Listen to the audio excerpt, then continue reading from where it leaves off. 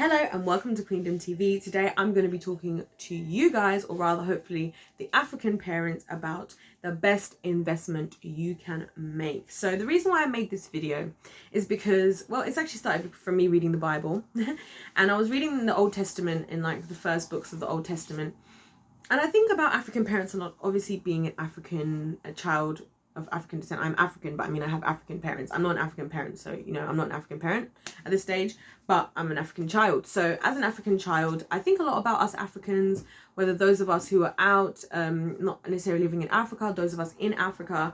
And I think there's a big issue that I want to address with the parents. So hello, hi, aunties, uncles. This video is for you, and I hope that you will listen to this video. I hope that you will have an open mind. I'm going to really try and share some things that I feel, number one, are really important for you to know, but more importantly, I really feel like this is something that can really shift the generations of Africans in terms of a lot of different things, including wealth, including just even family, and also really help to break some of the generational curses. And I think for some of you who have maybe lived years and years where you've been trying to do things, hasn't worked out, you may still be living a life that isn't the life that you expected to live. I feel this video may provide you with the answers to that. And obviously, being a child of God as well, I feel like I can speak to a lot of African parents who are also themselves children of Christ. And so heirs with Christ, but yeah, children of God, just so that we can kind of like really address this topic right now. So anyway, the real investment for African parents is your children. And the reason why I'm addressing this subject right now in regards to African parents is because, unfortunately, I have to say, it seems like the other races, I don't even want to say races, nationalities around the world have ticked onto this, and they've understood this. Biblically, you know, the promises that God made to people, he made them through the generations, you know, and so through the generations, a lot of the time, some of the people didn't even get to see the finishing of the prophecies that God gave for that family. But the reality is, you know, God usually, he blesses people in their families. It's something that goes on and is ongoing, but there's a responsibility that comes on us as people in order to facilitate that to happen. And I think that's why there's a lot of African people, unfortunately, and I'm speaking just to Africans because that's the group I'm in, who are not progressing, who are not I want to say succeeding and excelling at the same time, but succeeding and excelling in the way that we should be. And I believe it's because of this. I believe we've kind of got to this point where, unfortunately, a lot of African parents are a lot more concerned about themselves and what their children are going to do with regards to themselves, and as in themselves as the parent, and they're not really invested in their child's destiny whatsoever. And I think a lot of the time God is giving you the key to your families, you know, wealth and everything, and you're missing it because you're too obsessed, whether it's being obsessed with, you know, the doctor lawyer situation. Oh, everybody wants their child to be a doctor lawyer, and then again, the doctor lawyer thing, it's not really for the benefit of us, your children. A lot of the time, the doctor lawyer thing is so that you can go around. Let's say, if we're going to be honest, like, this video is for the African parents who want to be honest with themselves. Yeah, not though. If you want to live in delusion, you can click off the video now. But if you want to really hear the truth, right? If you really want to hear the truth, then I'm going to deliver it to you right now. Let's be honest. A lot of the parents who want the doctor lawyer, they want the doctor lawyer just so that you can go and brag about, hey, my son is doctor, my son is lawyer, you know, all them kind of things. Or it's because you are under this idea that that's where you went wrong. If you had become a doctor, if you had become a lawyer, you would have been wealthy. Well, both of those things are wrong. And actually, pushing your child to do those things is unhelpful because, first of all, in this day and age, it takes a long time to become a doctor. So if you're asking your daughter to become a doctor, or for either of those careers, actually take a while to get to your full level of like qualification. So as a woman, if you're requiring that of a woman, you're automatically taking away her time of starting to have children. You're automatically taking away the time that she's going to be able to spend with her children and her family when she has them, which is not going to be helpful for the family. And the same with the husband, to be honest. You're automatically making them start their career a lot later in their lives, and then at the same time kind of expecting them to have everything else together. But how are they going to have the time to build these fruitful relationships with their wives, or with other women, to then find a wife and then with their family to have children and to have a house that thrives. And I think a lot of you are actually the consequence of how these kind of things can go badly, where, you know, because I really believe in the model of how God has designed for things to be. Both men and women should be able to fulfill all of their roles wholly without something else becoming collateral damage. So I believe as a man, if you're the main provider in the home, you should be able to spend time with your children. You should be able to have time to be a father and feel fulfilled in your fatherhood, as well as providing. As a woman, you should be able to, if you want to work nowadays. I mean, even the Proverbs 31 woman, people talk so much about, you know, women's houses or wherever, but women did things. Women made money in the Bible, you know.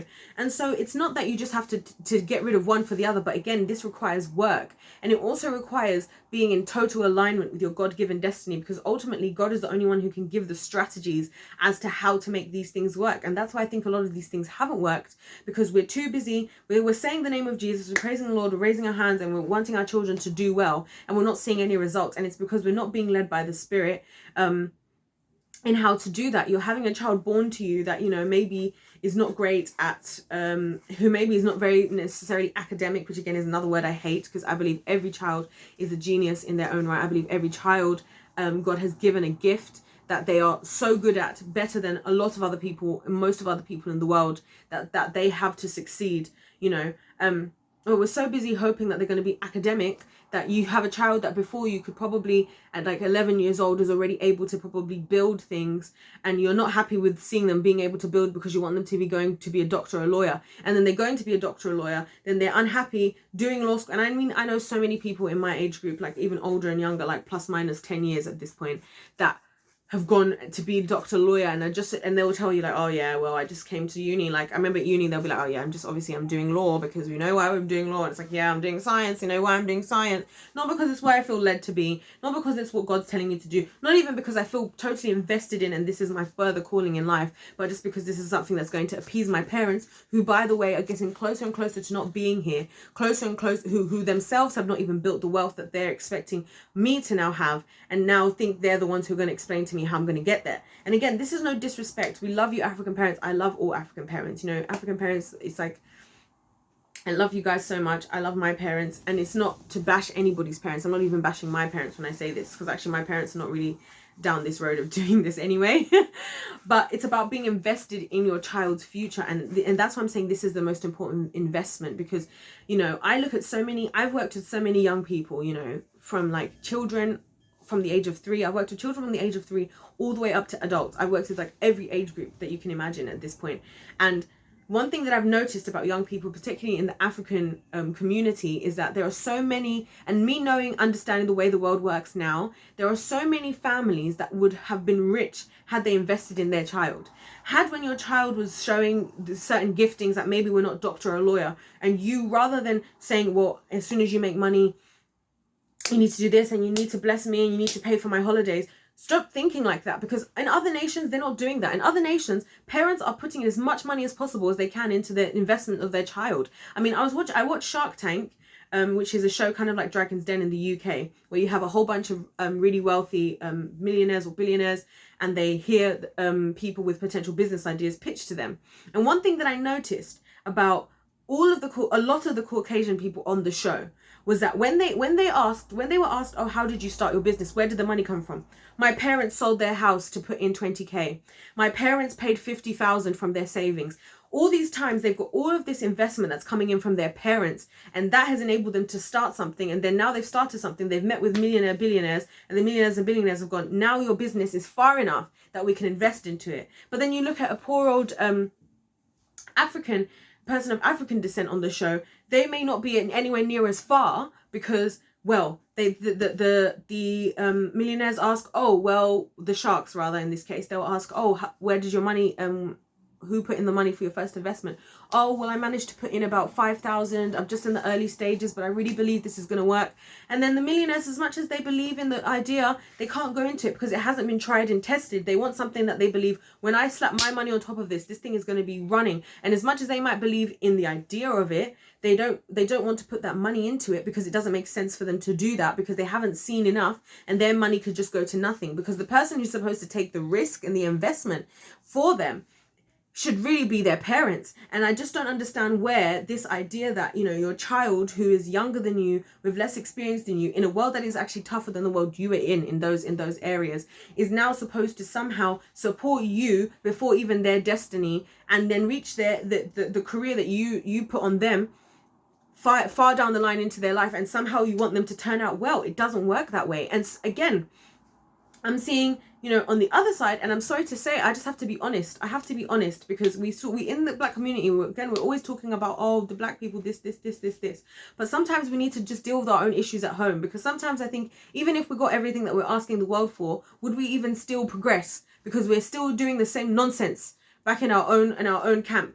So anyway, invest in your own child, and it's worked out for people. I've seen examples of people who are successful of African descent where their parents and their families, they invested in the child or in their children, and then the family as a result. Because this is the thing, it's like I ask myself sometimes, I'm like, do African parents really think that if their child is successful, they're just going to run away without them and not bless them? Of course you're going to be blessed, and it's a shame that's what you're so concerned about, because in the Bible, that's not what people were concerned about. People were concerned about continuing thing. It was about thinking about generations and generations and generations. And again, with the Caucasians, even if you look at the slave trade, right, if we want to go there, the reason why the slave trade prevailed for so long is because when the slave masters, you can find it in the letter by William Lynch.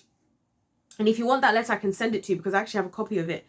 In the letter by William Lynch, he's explaining to the other slave masters exactly how they're going to continue this slavery for at least 400 years.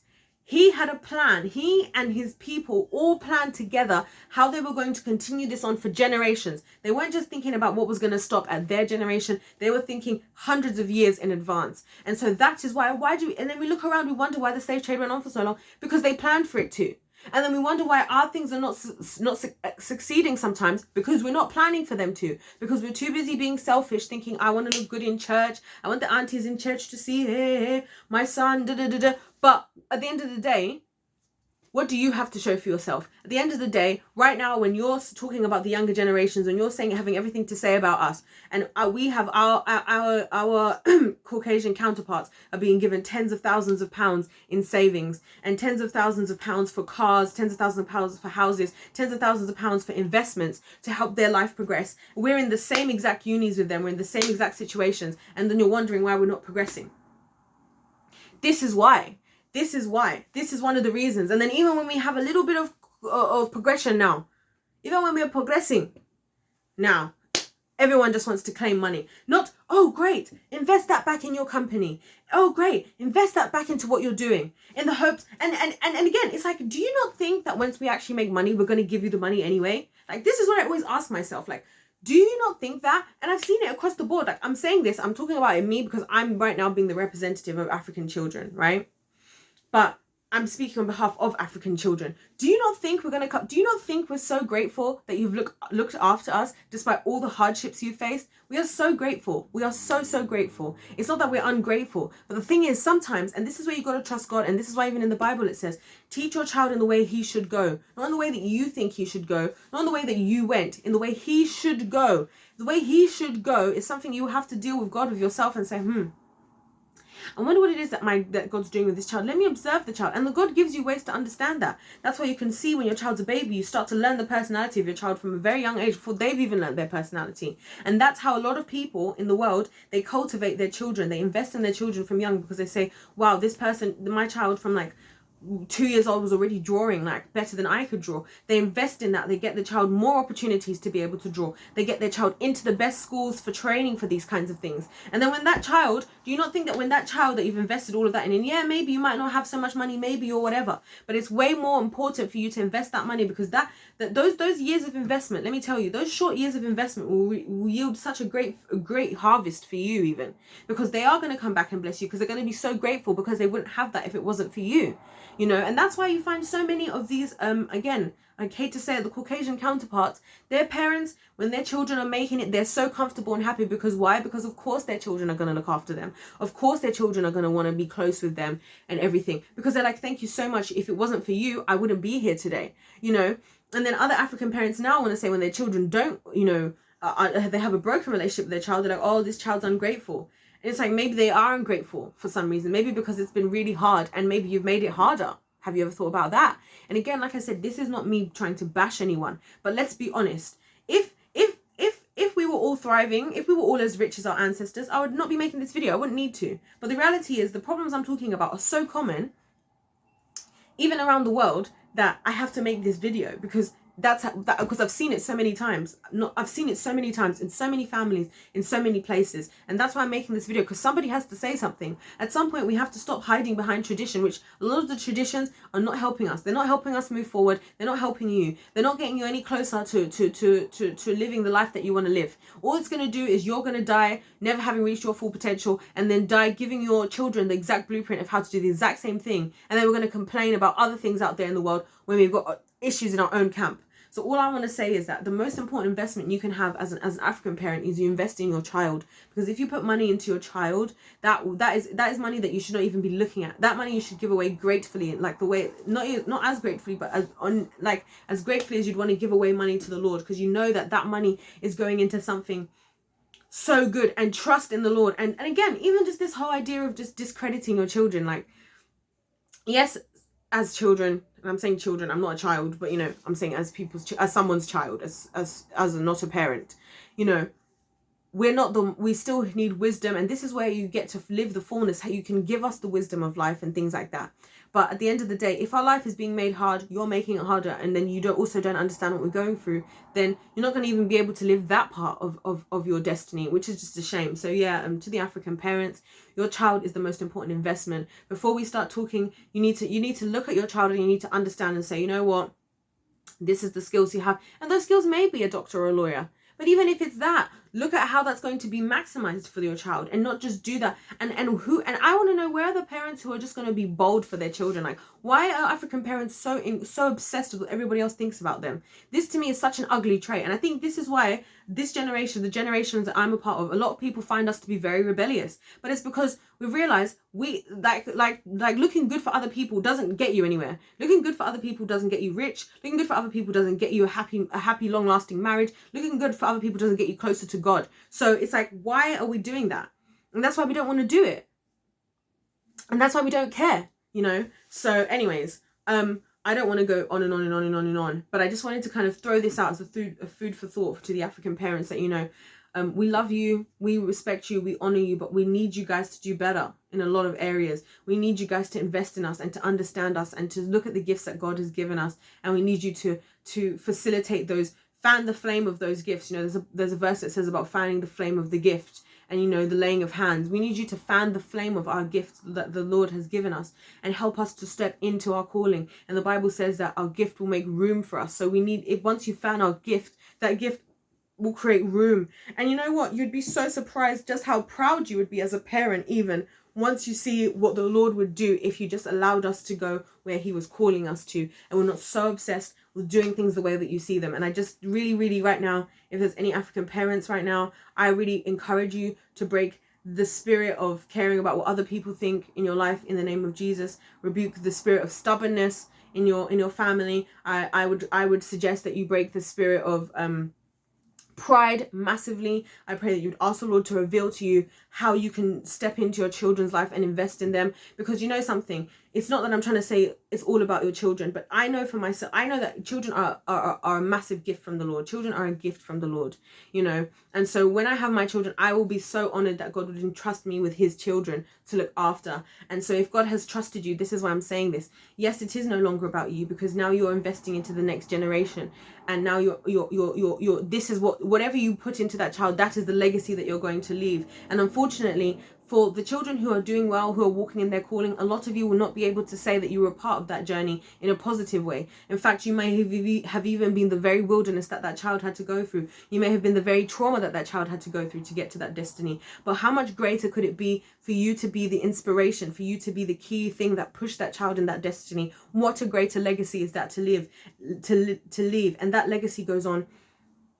forever. That's why even Abraham, we talk about Abraham to this day, because he had such a great legacy.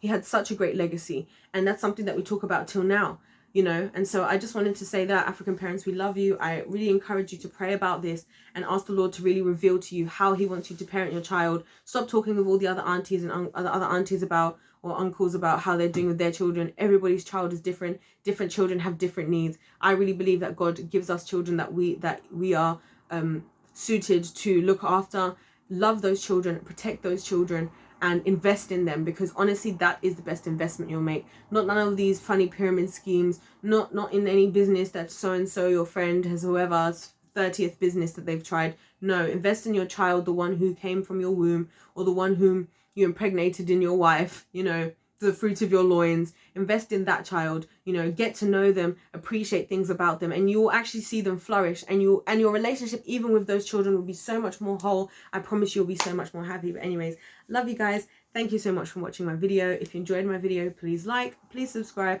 please comment your thoughts if you're an African parent, and please let me know what you think if you're, you know, a child who's gone through these kinds of things. And when I say child, I'm not talking just about children, I'm talking about somebody who's a child of an African parent at this time. And let me know what you think, and let's talk about this, and let's start just dealing with the issues in our own camp, and not always just be talking about issues elsewhere when there's so many things that we could be talking about and dealing with within ourselves. So thank you so much guys for watching my video, and I'll see you next time.